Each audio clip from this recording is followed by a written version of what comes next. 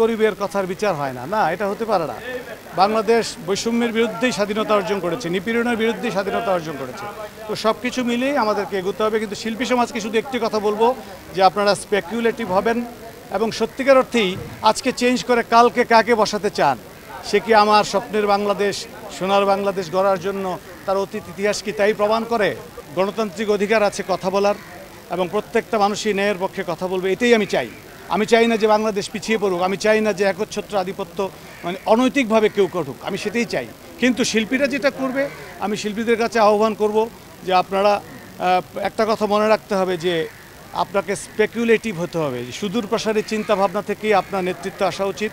যে বাংলাদেশটা আসলে তুলনামূলক এই 53 বছরের ইতিহাসে কার কাছে বেশি উন্নয়ন হয়েছে এবং কার সদিচ্ছা আছে উন্নয়ন করার, সেই দিকটা আমার মনে হয় দৃষ্টিতে রাখতে হবে। আর আরেকটা পয়েন্ট খুব গুরুত্বপূর্ণ এই মুহূর্তে, যেটা হচ্ছে যে আওয়ামী লীগ সরকারের, আমি রাজনীতি করি বলে বলছি না, আওয়ামী লীগ সরকারের রাজনীতি থেকে আমি বিন্দু পরিমাণ সুযোগ নেইনি।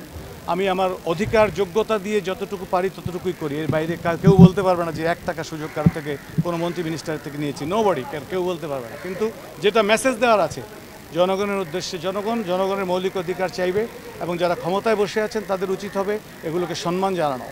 আমরা আজকে একটা জিনিস সবসময় খেয়াল করি যে গরিবের কথার বিচার হয় না, না এটা হতে পারে না। বাংলাদেশ বৈষম্যের বিরুদ্ধেই স্বাধীনতা অর্জন করেছে, নিপীড়নের বিরুদ্ধেই স্বাধীনতা অর্জন করেছে। তো সব কিছু মিলিয়ে আমাদেরকে এগোতে হবে। কিন্তু শিল্পী সমাজকে শুধু একটি কথা বলবো যে আপনারা স্পেকুলেটিভ হবেন এবং সত্যিকার অর্থেই আজকে চেঞ্জ করে কালকে কাকে বসাতে চান। সে কি আমার স্বপ্নের বাংলাদেশ, সোনার বাংলাদেশ গড়ার জন্য তার অতীত ইতিহাস কি তাই প্রমাণ করে? আমি শিল্পী সমাজকে শুধুমাত্র সেটাই অনুরোধ করব, আর কিছু নয়। আর পাশাপাশি বর্তমান সরকারকেও আমি একটি অনুরোধ করব, যারা দুর্নীতির দায়ে চিহ্নিত হয়েছেন অবশ্যই তাদেরকে গুরুত্বপূর্ণ পদ থেকে সরিয়ে দেওয়া উচিত এই মুহূর্তে।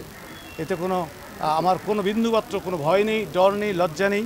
আমি বলতে চাই যারা এই বাংলাদেশের জনগণের স্বার্থের বিরুদ্ধে যে কাজ করার চেষ্টা করেছেন কিংবা প্রমাণিত হয়েছেন, প্রমাণিতদেরকে অনতিবিলম্বে তার পদ থেকে সরিয়ে দেওয়া উচিত।